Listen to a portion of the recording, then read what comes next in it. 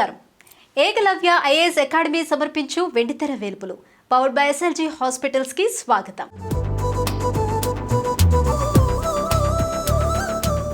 కుటుంబ కథా చిత్రాలకు ఆయన రారాజు, మహిళా ప్రేక్షక లోకానికి మహారాజు. చక్కటి కుటుంబ కథా చిత్రాలతో ప్రేక్షకులను అలరించి తెలుగువారి గుండెల్లో అందాల నటుడిగా చెరగని ముద్ర వేసిన నటుడు శోభన్ బాబు. తొలితరం అగ్ర కథానాయకుల్లో ఒకరిగా సినీ రంగానికి ఎంతో సేవ చేశారు. ఈ వారం వెండితెర వేల్పులలో నటభూషణుడు శోభన్ బాబు సినీ జీవిత విశేషాలను చూద్దాం. బుగ్గల దిష్టి చుక్కలు పెట్టి సిగ్గును తీసి పక్కన పెట్టి చూపుల్లో నా చూపులు నిలిపి పెదవుల్లో నా పెదవులు కలిపి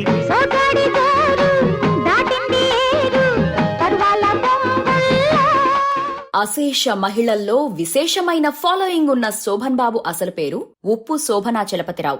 1937 జనవరి 14న ఆంధ్రప్రదేశ్లోని కృష్ణా జిల్లా మైలవరంలో మధ్యతరగతి రైతు కుటుంబంలో జన్మించారు. తండ్రి ఉప్పు సూర్యనారాయణరావు. 21వ ఏటనే 1958లో శోభన్ బాబుకి శాంతకుమారితో పెళ్లయింది. బాల్యం నుంచి సినిమాలపై అమితాసక్తిని పెంచుకున్న శోభన్ బాబు కొత్త సినిమా విడుదలైతే చాలు పుస్తకాలు వదిలేసి థియేటర్లో వాలిపోయేవారు. హైస్కూల్ వార్షికోత్సవాల్లో నాటకాలు వేస్తూ మంచి పేరు తెచ్చుకున్నారు. చిన్నతనంలో శోభన్ బాబు ఎక్కువసార్లు చూసిన సినిమాలు కీలుగుర్రం, పాతాళ భైరవి, మల్లీశ్వరి, దేవదాసు. వీటిలో మల్లీశ్వరిని ఏకంగా 22 సార్లు చూసినట్లు స్వయంగా శోభన్ బాబు ఓ ఇంటర్వ్యూలో చెప్పారు.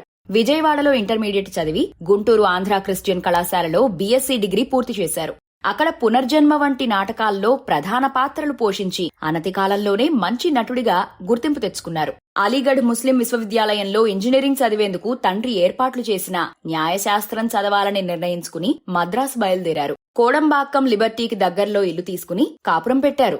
నిజానికి శోభన్ బాబు మద్రాసుకు వచ్చింది లా కోర్సు చదవడానికి కాదు, ఆ మిషతో కాలేజీలో చేరి సినిమాల్లో అవకాశాలు వెతుక్కుందామని.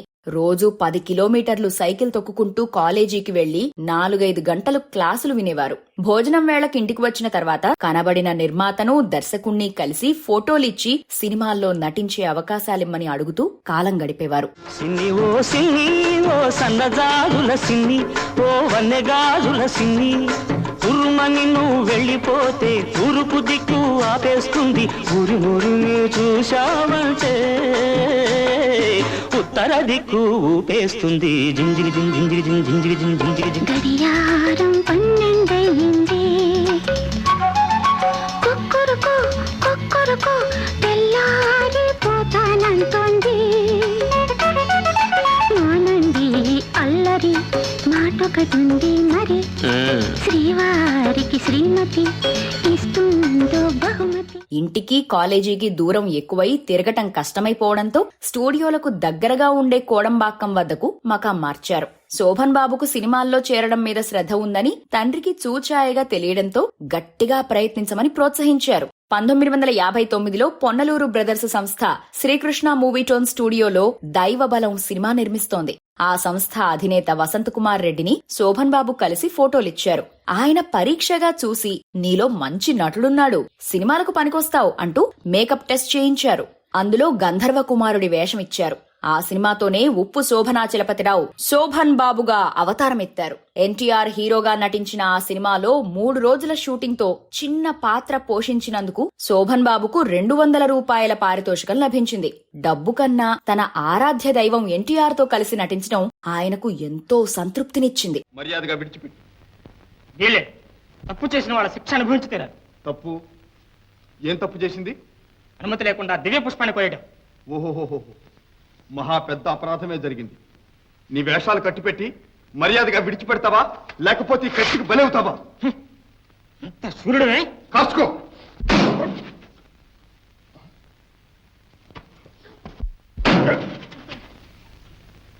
ఈ కత్తులు కటార్లు ఇక్కడేం పనిచేయవని ఇప్పటికైనా తెలిసిందా?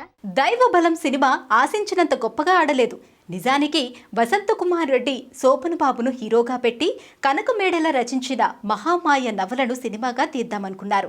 దైవబలం ఫ్లాప్ కావడంతో ఆ సినిమా ప్రయత్నాలు మూలపడ్డాయి. ఎన్టీఆర్ 1961లో సీతారామ కళ్యాణం చిత్రాన్ని నిర్మిస్తూ శోభన్ కి లక్ష్మణుడి పాత్ర ఇచ్చారు. సినిమా రంగాన్ని ధ్యానంగా, తపస్సుగా స్వీకరించండి. సక్రమంగా, వినయంగా, సచ్చీలతతో మెలగండి, మీరు తప్పకుండా పైకి వస్తారు అంటూ తొలి రోజు షూటింగ్ లో ఉద్బోధ చేశారు.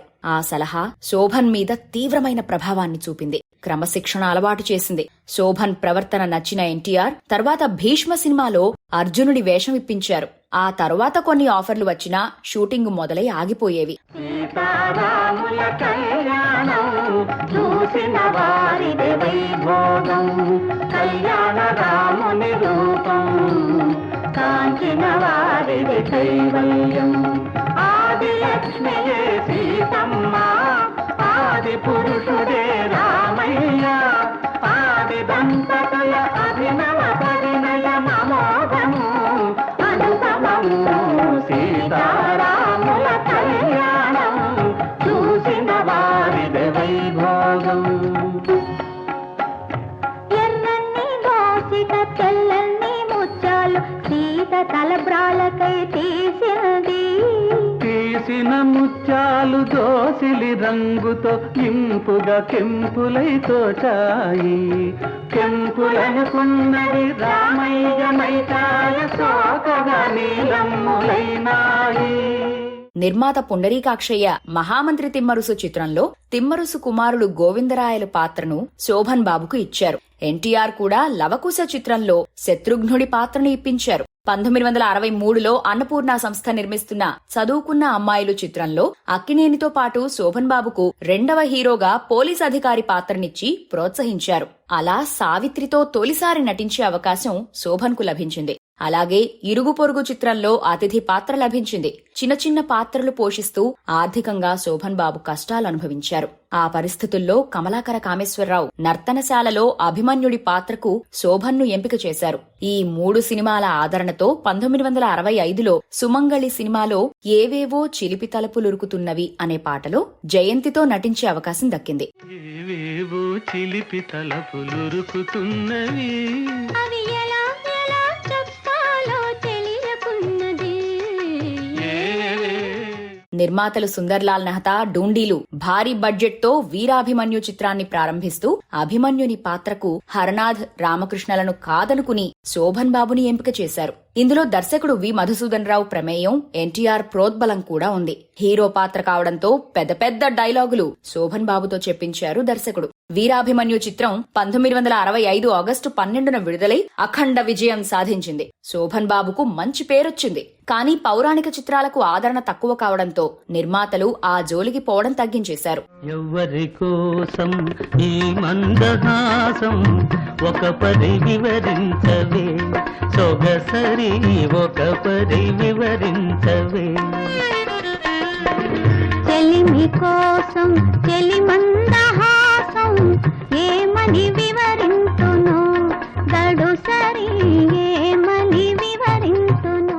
పౌరాణిక చిత్ర హీరోగా ముద్రపడడంతో అవకాశాలు రావడం తగ్గాయి. దాంతో మళ్లీ చిన్నా చితకా వేషాలు వెయ్యక తప్పలేదు. సుందర్లాల్ నెహ్తా, డూండీలు కృష్ణ హీరోగా గూఢచారి 116 చిత్రాన్ని నిర్మిస్తూ అందులో 5 నిమిషాలు మాత్రమే ఉండే గూఢచారి పాత్రను శోభన్ బాబుకు ఇచ్చారు. అదే సంస్థలో హీరోగా చేసిన ఆయన 1 సంవత్సరం గ్యాప్ లోనే చివరికి గెస్ట్ పాత్ర పోషించాల్సి రావడం లలాట లిఖితం అంటారు శోభన్ బాబు. ఎన్నాళ్ళో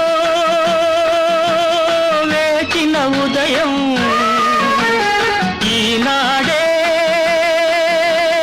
ఎదురవుతుంటే.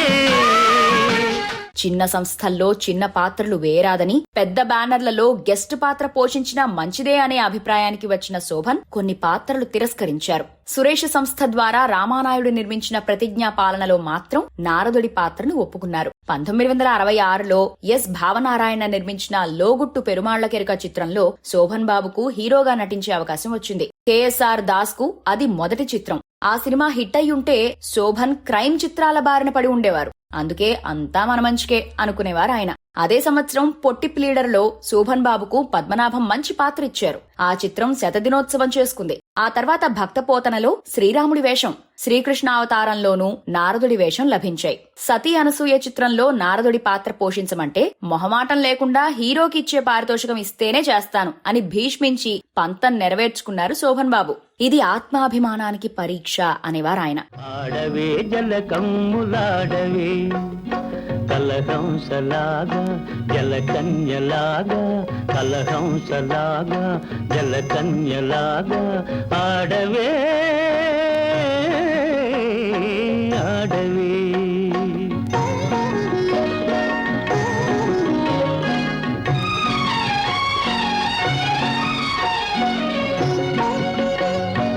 ఆది కవి నన్నయ్య అవతరించిన నేల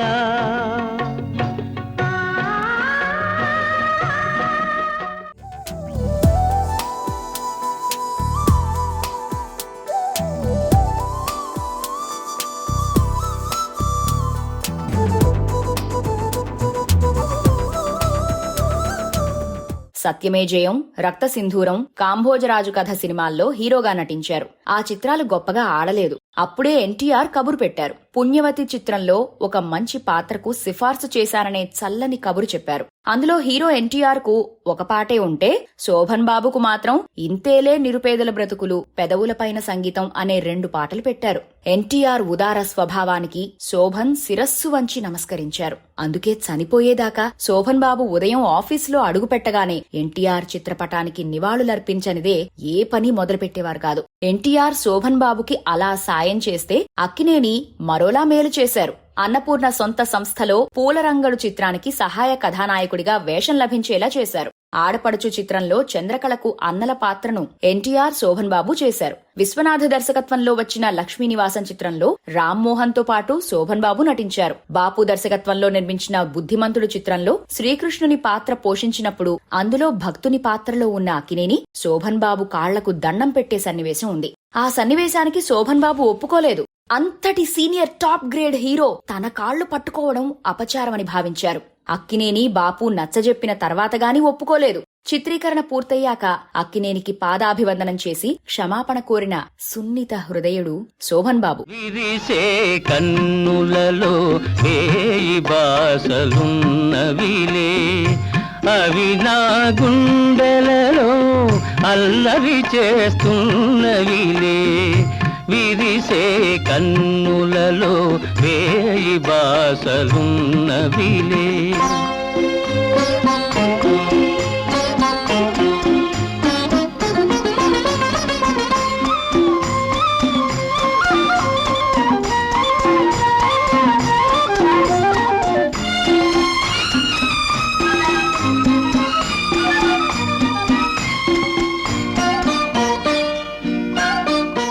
1967లో 10 సినిమాలు చేసిన శోభన్ బాబు 1968లో 9, 1969లో 12 సినిమాల్లో నటించారు. దర్శక నిర్మాత బిఎన్ రెడ్డి నిర్మించిన చివరి చిత్రం బంగారు పంజరంలో నటించడం ఒక మధురానుభూతి అంటుండేవారు శోభన్ బాబు. ఏ మల్లీశ్వరి సినిమాను 20 సార్లకు పైగా చూశానో ఆ మల్లీశ్వరిని అందించిన మహనీయుని వద్ద పనిచేయడం కన్నా వేరే అదృష్టం ఏముంటుంది అని స్నేహితుల దగ్గర చెప్పుకుంటూ మురిసిపోయారు. వాణిశ్రీ శోభన్ బాబు జంటను ప్రేక్షకులు అప్పట్లో ఆదరించలేదు. కారణం ఆ పాత్రలు సావిత్రి నాగేశ్వరరావు పోషించాల్సినవని భావించడమే. తర్వాత కాలంలో శోభన్ బాబు వాణిశ్రీ జంట ఎంత హిట్ పెయిర్ గా పేరు తెచ్చుకుందో చెప్పాల్సిన పనిలేదు. జెమినీ వారు మలయాళంలో హిట్ అయిన తులాభారం చిత్రాన్ని తెలుగులో మనుషులు మారాలి పేరుతో నిర్మిస్తూ శోభన్ బాబుని హీరోగా తీసుకున్నారు. రజతోత్సవం చేసుకున్న ఆ చిత్రంలో ఆయనకు మంచి పేరొచ్చింది. స్టార్ వాల్యూ వచ్చింది. ఆ సినిమాకు వి మధుసూదన్ రావు వద్ద కె రాఘవేంద్రరావు, ఏ కోదండరామిరెడ్డి సహాయ దర్శకులుగా పనిచేశారు. వారితో శోభన్ బాబు స్నేహాన్ని పెంచుకున్నారు. తదనంతర కాలంలో విజయవంతమైన దర్శకులుగా పేరు తెచ్చుకున్న వారిద్దరూ శోభన్ కు ఎన్ని అవకాశాలిచ్చారో తెలిసిందే. శోభన్ బాబుకి మరో బ్రేక్ ఇచ్చిన చిత్రం తహసీల్దార్ గారి అమ్మాయి. చిన్నప్పటి నుంచి ఎవరినైతే తన అభిమాన నటిగా ఆరాధించారో ఆ జమున ఈ చిత్రంలో శోభన్ సరసన నటించింది. నటుడు బాలయ్య నిర్మించిన చెల్లెలి కాపురం, బాపు నిర్మించిన సంపూర్ణ రామాయణం, మానవుడు దానవుడు చిత్రాలు వేటికవే సాటి.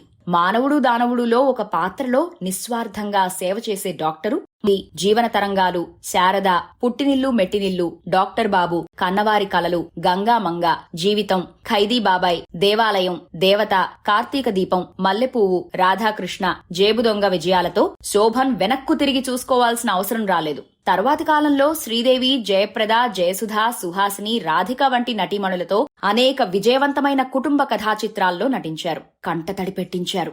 ఇల్లాలు, మహారాజు, ఇల్లాలు ప్రియురాలు, ప్రేమమూర్తులు, దేవత, ముందడుగు, ఇద్దరు దొంగలు, మహాసంగ్రామం, సర్పయాగం, ఏవండి ఆవిడ వచ్చింది వంటి అనేక శతదినోత్సవ చిత్రాలు శోభన్ కెరియర్ లో ఉన్నాయి. ఏ వసంతమిది ఎవరి సొంతమిది ఎన్నో ఋతువుల రాగాలు ఎదలో ప్రేయసి అందాలు ఎన్నో ఋతువుల రాగాలు ఎదలో ప్రేయసి అందాలు.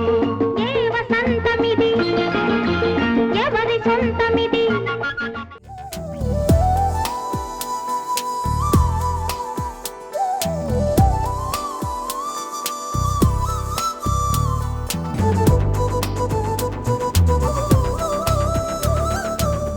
శోభన్ బాబు సినిమాల్లో పాటలకు ప్రత్యేక స్థానం ఉండేది.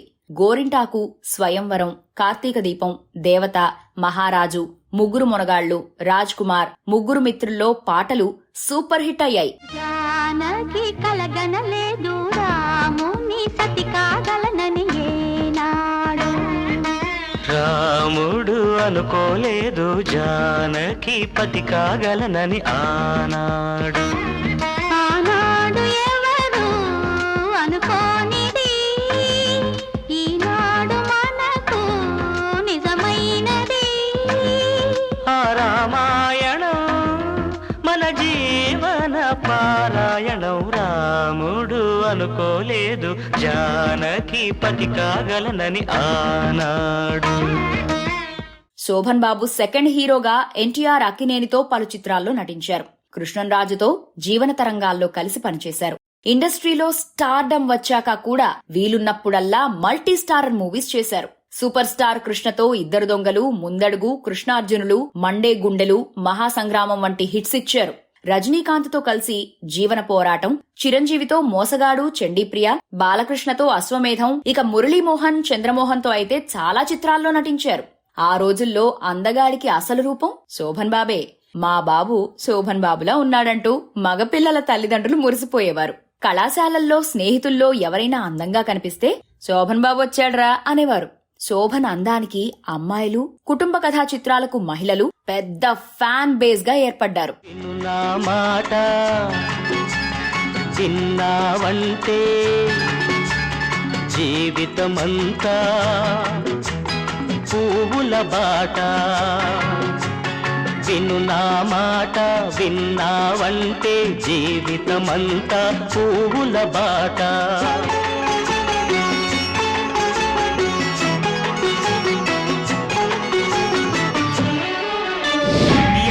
ప్రేమ గోపురం ఇదే నీకు ఆలయం. చిలిపి నవ్వులతోనే వలపు దీపాలెన్నో పెట్టాలంట తోడు నీడనే. ఇదో ప్రేమ గోపురం ఇదే నీకు ఆలయం.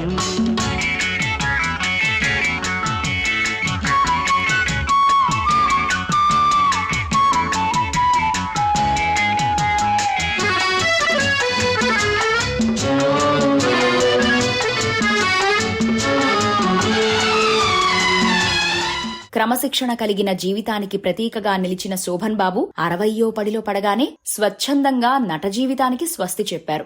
శోభన్ బాబు హీరో పాత్రల నుంచి తప్పుకున్నాక కూడా అనేక ఆఫర్లు వచ్చాయి. అయినా వాటిని ఆయన తిరస్కరించారు. ప్రేక్షకులు నన్ను హీరోగానే తమ గుండెల్లో పెట్టుకున్నారు.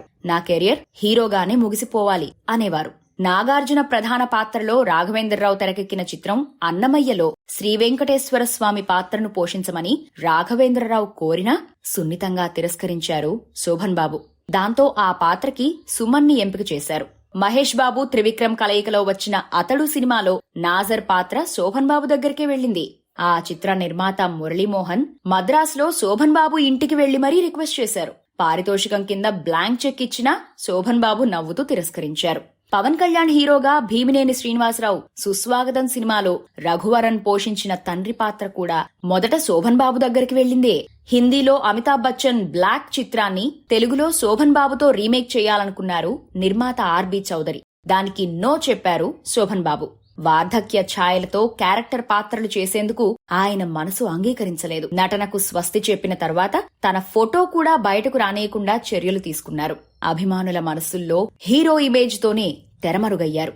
మంచి ఆరోగ్యంతో ఉండే శోభన్ తన జీవితకాలంలో ఆసుపత్రికి వెళ్లడం గాని ఇంజెక్షన్ తీసుకోవడం గాని చేయలేదు. అయితే అకస్మాత్తుగా చెన్నైలోని తన ఇంటిలోనే 2008 మార్చి 20న మెట్లు దిగుతూ జారిపడి అకాల మరణాన్ని పొందారు. నాలో కలిసిపో, నా ఎదలో నిలిచిపో, కాచుకున్న కౌగిలిలో కప్పురమై కరిగిపో, కరిగిపో, కరిగిపో, నాలో కలిసిపో. శోభన్ బాబు అంటే నుదుటిన రింగ్, పెదాలపై నవ్వు ఆయన ట్రేడ్ మార్క్. మన మధ్య లేకపోయినా ఆ సుందర రూపం కళ్ల ముందు కదలాడుతుంది. పవిత్ర గోదావరి తీరాన రాజమహేంద్రవరంలో కాంస్య విగ్రహ రూపంలో ఆ సోగ్గాడు శోభనాద్రి రోజూ దర్శనమిస్తూనే ఉన్నారు. చిత్ర జగతి ఉన్నంతకాలం ప్రేక్షకుల హృదయాల్లో నటభూషణుడిగా చిరస్థాయిగా నిలిచే ఉంటారు. మరో వెండితెర వేల్పులలో వచ్చేవారం మళ్ళీ కలుసుకుందాం. అంతవరకు సెలవు, నమస్కారం.